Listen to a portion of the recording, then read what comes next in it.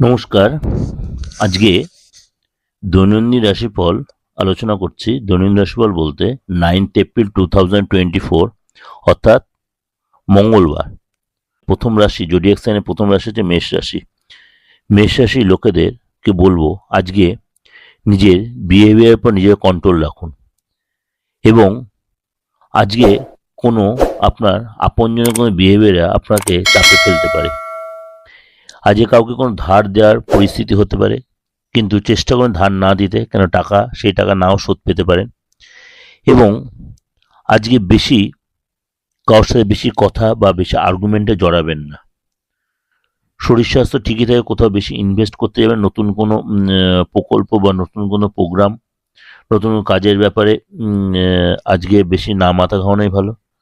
শরীর স্বাস্থ্য একটু ডিস্টার্ব হতে, একটু ল্যাথার্জি আসতে পারে বা কোনো পেটের প্রবলেম, এ ধরনের